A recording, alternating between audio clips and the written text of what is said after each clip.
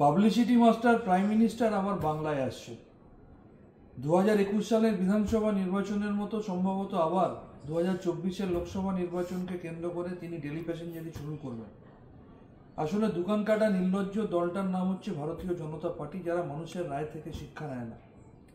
2021 সালের বিধানসভা নির্বাচনের আগে নরেন্দ্র মোদী, অমিত শাহ থেকে শুরু করে বিজেপির এক ঝাড় নেতা, মন্ত্রী, সাংসদ, বিধায়ক, বিভিন্ন রাজ্যের মুখ্যমন্ত্রী ডেলি প্যাসেঞ্জারি করে এসে এখানে 5-7 স্টার হোটেলে থেকে কোটি কোটি টাকা খরচা করে ইলেকট্রনিক প্রিন্ট মিডিয়ার একাংশকে কাজে লাগিয়ে, ইলেকশন কমিশনের একাংশকে কাজে লাগিয়ে, সোশ্যাল মিডিয়াকে কাজে লাগিয়ে মিথ্যা অপপ্রচার করে আপকি বার 200 পার বলে বাংলার মানুষের রায়ে তাদেরকে পগার পার করে দিয়েছিল। সেই থেকে তারা শিক্ষা নেয়নি। তারপরেও আসানসোলের বাই ইলেকশন বলুন, বা 7টা বিধানসভার উপনির্বাচন বলুন, বা ধূপগুড়ির উপনির্বাচন বলুন, বা পঞ্চায়েত নির্বাচন বলুন, প্রত্যেকটা জায়গায় বাংলার মানুষ তাদেরকে বাটি হাতে ফেরত পাঠিয়েছে। তার কারণ বাংলার মানুষ জানে 2019 সালে 18টা সাংসদ নিয়ে বাংলা থেকে যাওয়ার পরেও বিজেপির নির্বাচিত জনপ্রতিনিধিরাই বাংলার 1,60,000 কোটি টাকা আটকে দেওয়ার জন্য সুপারিশ করে আসে দিল্লিতে গিয়ে।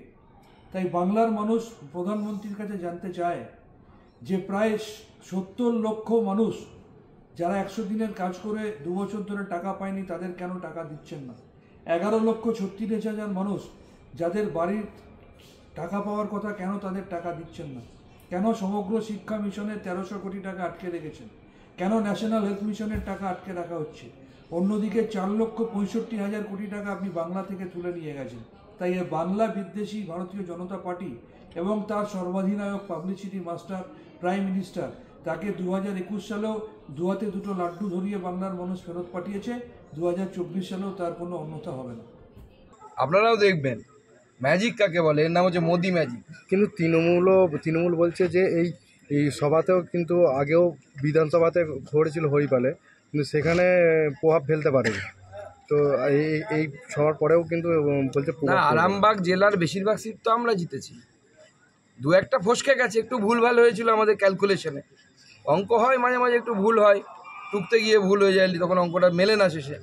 এবার অঙ্ক একদম পুরোদমে মিলবে, চিন্তার কিছু নেই। মাননীয় প্রধানমন্ত্রী আসছেন, তৃণমূল হিংসাই বলছে। ওরা ওদের কোনো নেতা নেই যে এইভাবে সভা করলে এত লোক হবে। তৃণমূলকে শুধু আমি এটাই বলবো, আরামবাগ তৃণমূলকে কালকে দেখবি আর জ্বলবি, লুচির মতো ফুলবি। আরামবাগকে ইনক্লুড করা হবে প্রয়োজনে। জনগণের স্বার্থে মাননীয় প্রধানমন্ত্রী সমস্ত কিছু করতে প্রস্তুত, আপনারা দেখছেন। এবং মাননীয় প্রধানমন্ত্রীর নেতৃত্বে দেশ যেভাবে এগিয়ে যাচ্ছে, যে প্রজেকশন এসে জিডিপি থেকে শুরু করে সব দিকে, আগামী দিনে ভারতবর্ষ উন্নত ভারতবর্ষে, বিকশিত ভারতবর্ষে রূপান্তরিত হবে। সেখানে আমার কাছে যা ইনপুট খবর আছে, রেল মন্ত্রণালয় এবং তার সাথে গ্যাস যে মন্ত্রণালয়, সেই মন্ত্রণালয়ের প্রোগ্রাম আছে, সেখানে বিভিন্ন প্রকল্পের লোকার্পণ মাননীয় প্রধানমন্ত্রী করবে। খুব তাড়াতাড়ি চলবে। অলরেডি অনেক কিছু সলিউশন যেগুলো চলে এসেছে। আমি সময় পাচ্ছি না, পেলে আমি জিএম সাহেবের সাথে দেখাও করব, গিয়ে ভাবাদিঘি পর্যন্ত রেল পৌঁছানোর জন্য যা যা করা দরকার।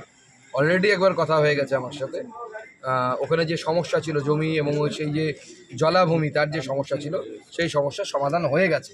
ভাবাদিঘি অবধি ট্রেন পৌঁছবে, খুব তাড়াতাড়ি পৌঁছবে, এবং মাননীয় প্রধানমন্ত্রী উদ্বোধন করবে তৃতীয়বারের মোদী সরকার। ডিজিটাল খবরিলাল, খবর আপনাদের, নজর আমাদের।